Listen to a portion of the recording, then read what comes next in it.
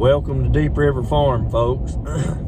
First of all, I wanted to thank everybody for all their support that's been given to Operation Mountain Relief ever since this hurricane's hit. It hit on the 26th and 27th of September of this past fall, and many of you have been following this channel ever since.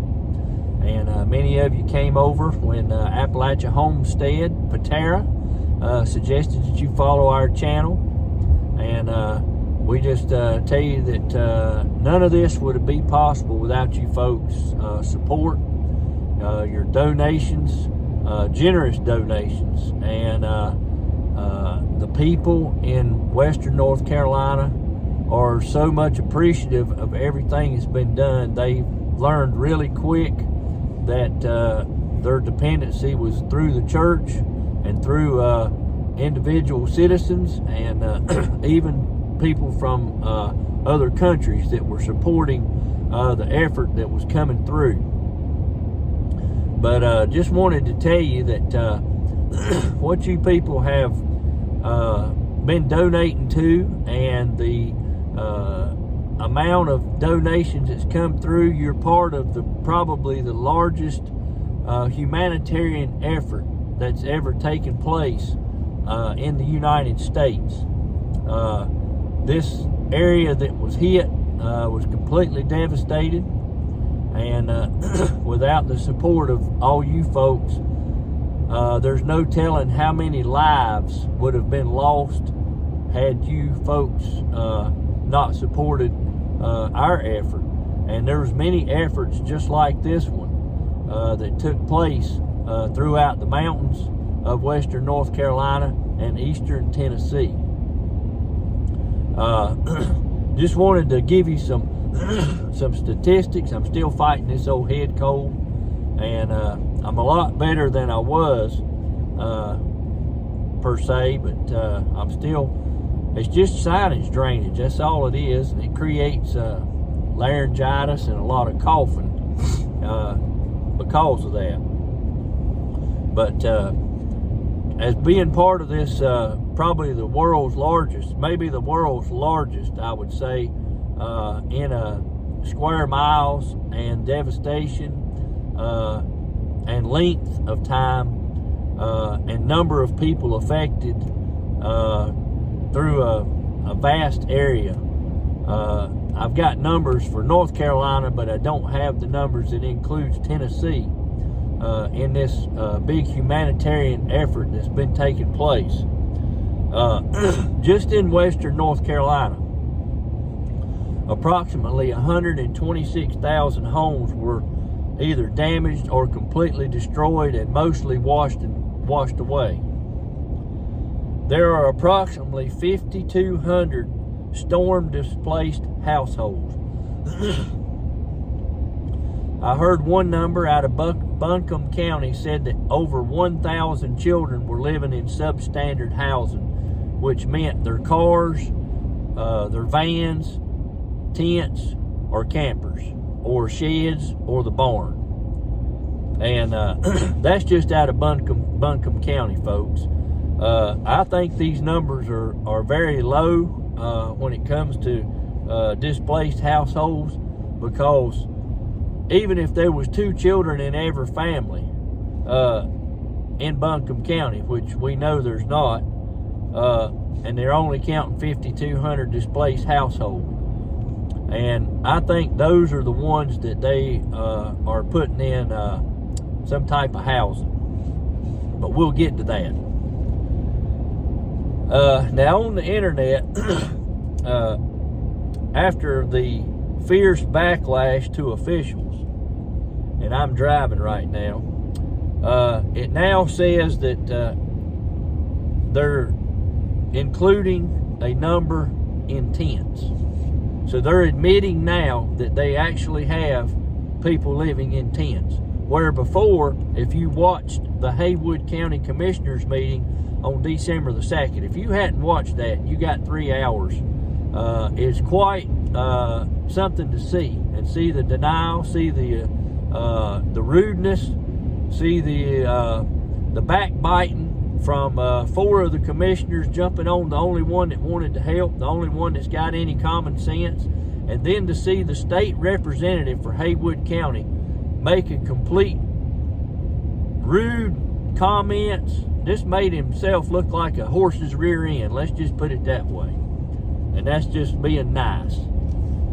But he showed his true colors. I hope every one of them commissioners, with the exception of Terry Ramey, gets voted out of Haywood County. None of them deserve to be in that seat after the way they acted in that meeting. But now we're going to get back to some numbers here. Now that they're actually admitting it on the internet. I'm going to post the picture that I took off of the internet in the community tab of the Deep River Farm channel here, so you can see where they're actually admitting that they have people now living in tents, where before that didn't exist, and if they did, it was because they was choosing to live in those tents.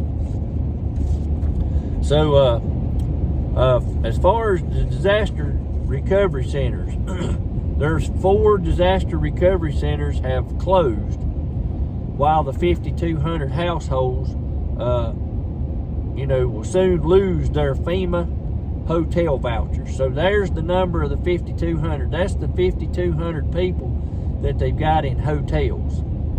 Now, there's approximately, and this is an approximate number that was given, there's 800 people in tents.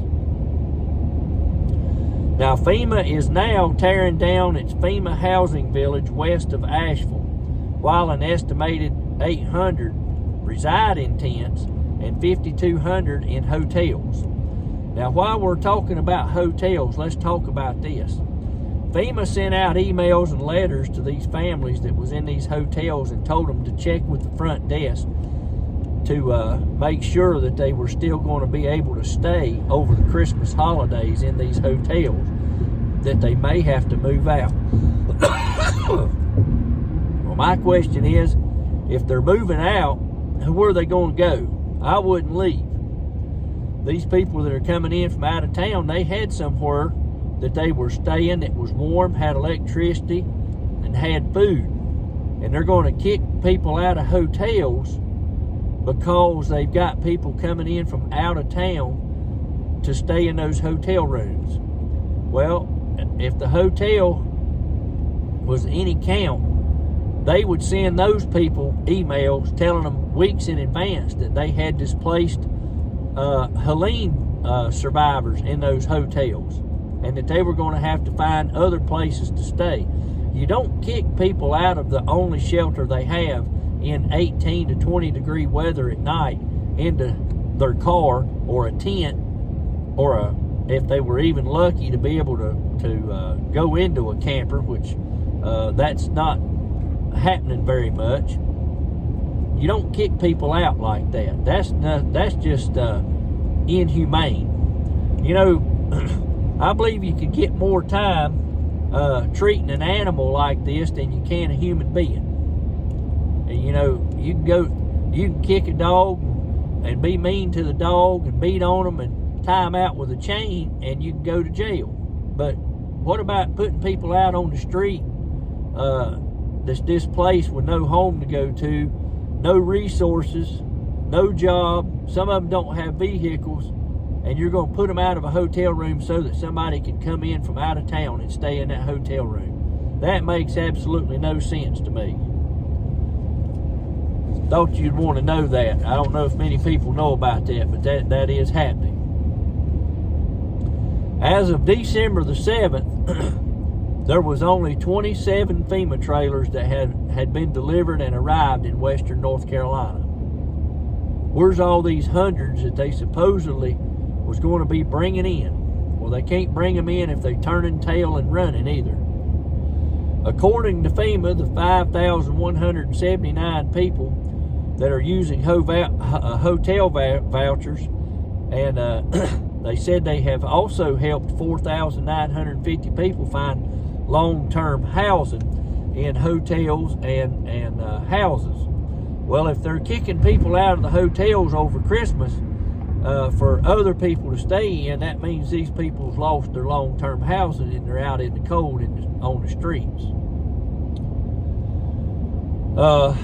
And Thanksgiving, FEMA closed its Candler housing village. However, Cotton Logistics, who's the company that sets up the housing and these trailers and things for FEMA when they have disasters throughout the U.S., said otherwise. They said they began pulling out before Thanksgiving and it was completely vacant by Thanksgiving. On 11/22, FEMA said it was closing its sites in Sparta, Dallas, Silva, and Old Fort, but survivors can still visit other assistance centers or contact them online. And you still got people that don't have power, won't have power till June, folks. And how do you do that if you've lost everything you got pretty much? You know, and you don't have power, you don't have internet. You can't contact these people. They're living in a world that, you know, it's like a comic book world. They don't have a clue.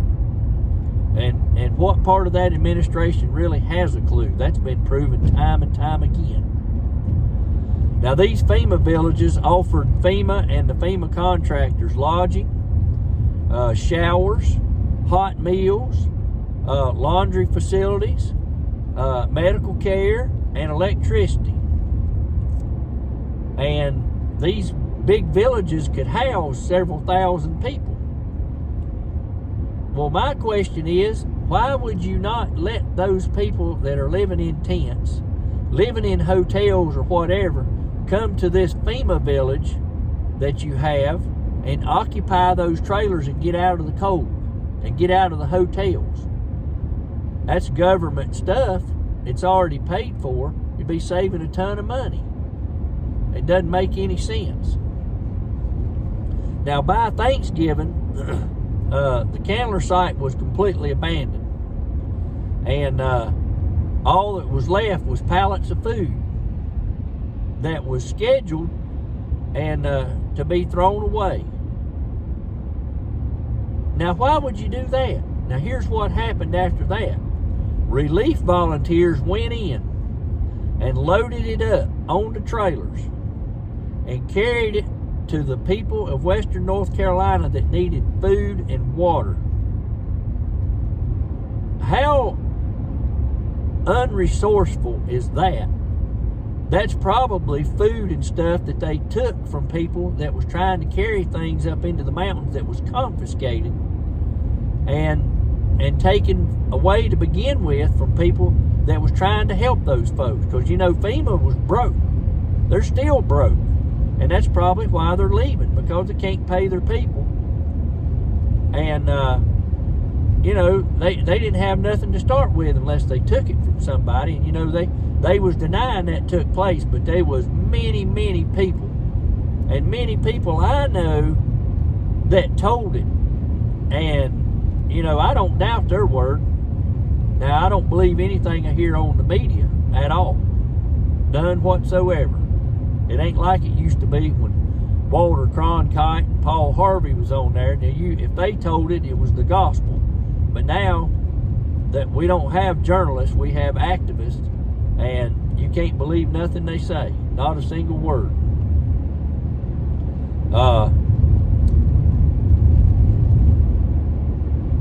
I'm going to let you know that there's an organization called emergencyrv.org.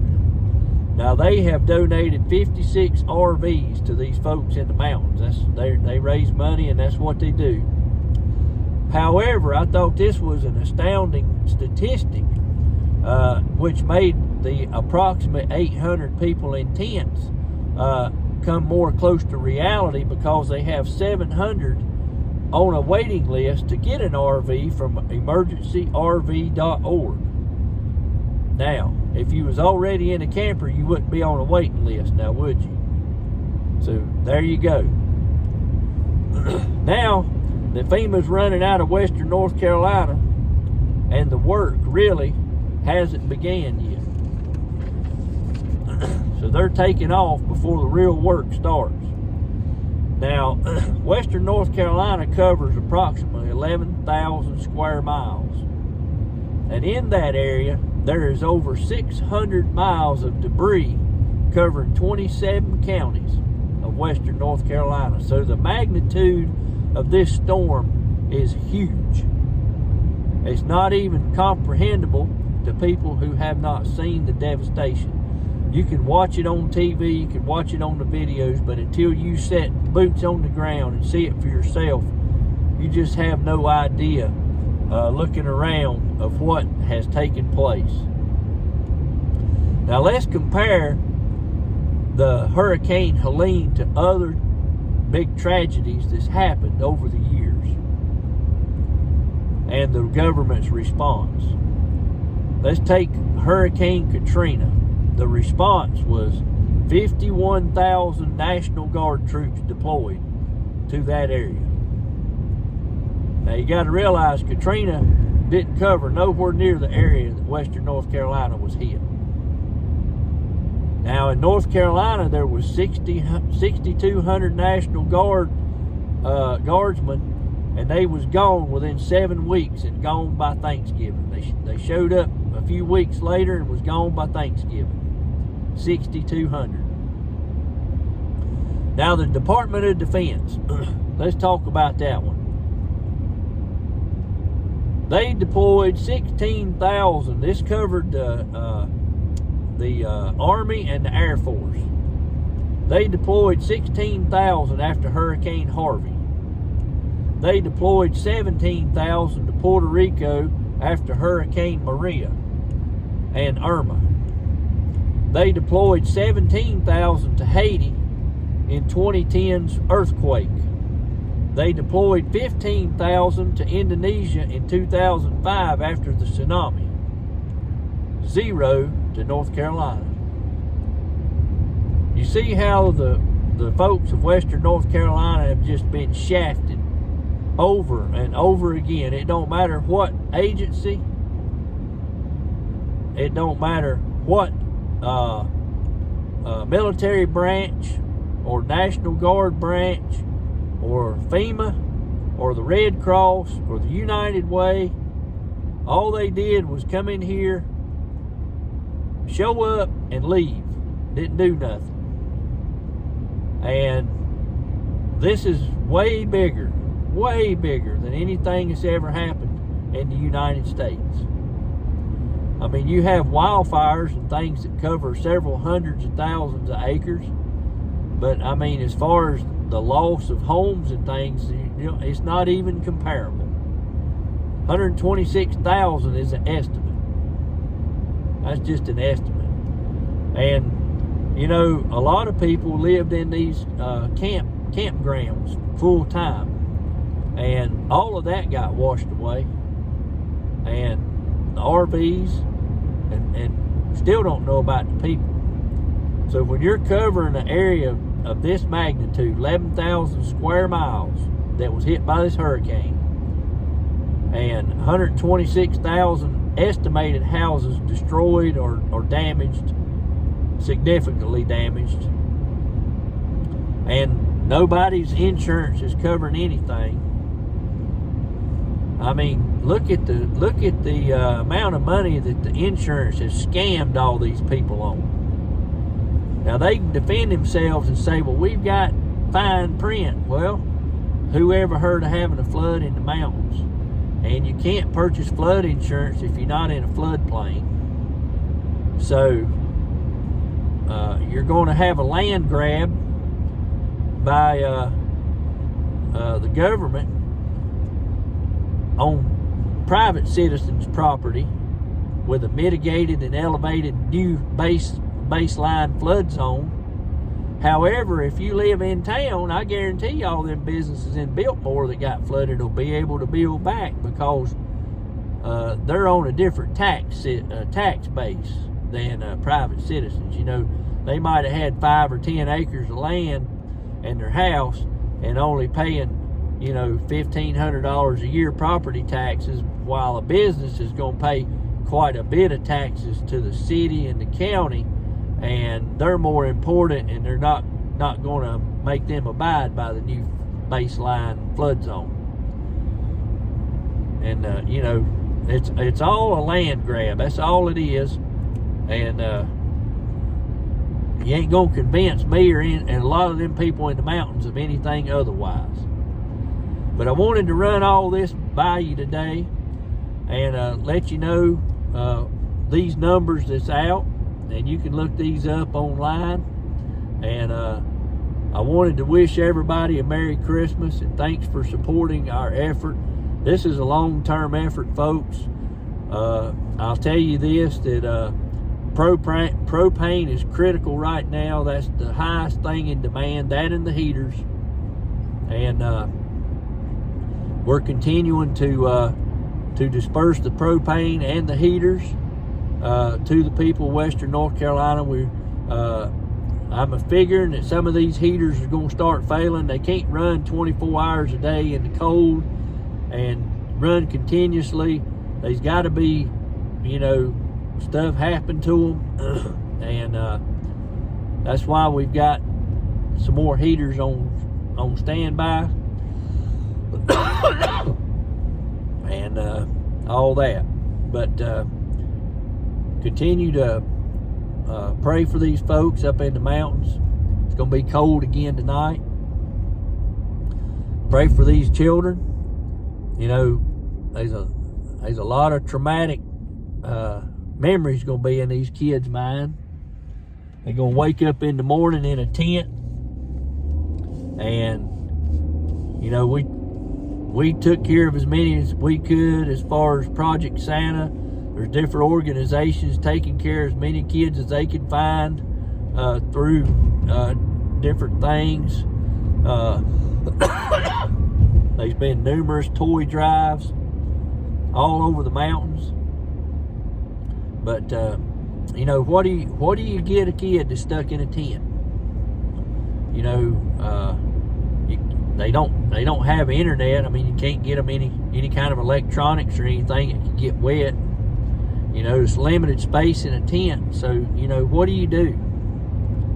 And only thing we can do for these people is pray for them, and pray that things change on January the 20th. These people get some help, and